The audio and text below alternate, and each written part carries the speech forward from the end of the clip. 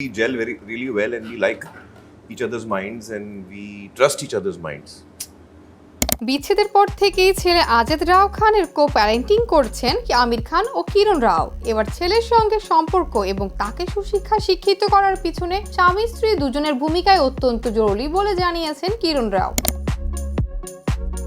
সম্প্রতি কারিনা কাপুরের সঙ্গে একটি শোতে বিস্তর কথাবার্তা হয় কিরণের। সেখানে তিনি বলেন, আমির অত্যন্ত কর্মব্যস্ত একজন মানুষ। সত্যি বলতে যখন আমরা বিয়ে করি তখন থেকেই ও এমন। সন্তানকে ঠিকভাবে মানুষ করার জন্য কিছু পদ্ধতি মেনে চললেই বিষয়টি অত্যন্ত সহজ। কিরণ পরিষ্কার জানিয়েছেন, আমার একটাই অভিযোগ, আমির স্কুলের সম্পর্কে কিছুই জানে না। আমি মনে করি এটা ওরই সমস্যা। এরপর বলেন, আমি মনে করি আমিরও বিষয়টি বোঝে। যখন বিয়ের পর আমাদের দুজনের সংসার ছিল তখন সমস্যা হতো না, কিন্তু আজাদের জন্মের পর পরিস্থিতি অনেকটাই আলাদা। সেখানে অনেক দায়িত্ব ও কর্তব্য এসে পড়ে। ছেলের বিষয়ে কিরণের ভাষ্য, আমিও চাইলে আজাদকে ছেড়ে চলে যেতে পারি, কিন্তু ওকে ছাড়া আমার এক মুহূর্তও চলে না।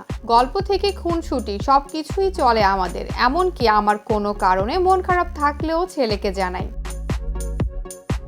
2022 সালে আমির তার প্রথম স্ত্রী রীনা দত্তের সঙ্গে বিবাহ বিচ্ছেদ হয়। তারপর 2005 সালে কিরণ রাওকে বিয়েও করেন আমির। লাগান ছবির শুটিং ফ্লোরে কিরণ রাওয়ের সঙ্গে আমিরের পরিচয়। এই ছবিতে কিরণ রাও ছিলেন সহপরিচালক। 2011 সালে সারোগেসির পর আমির কিরণের সংসারে আসে ছেলে আজাদ।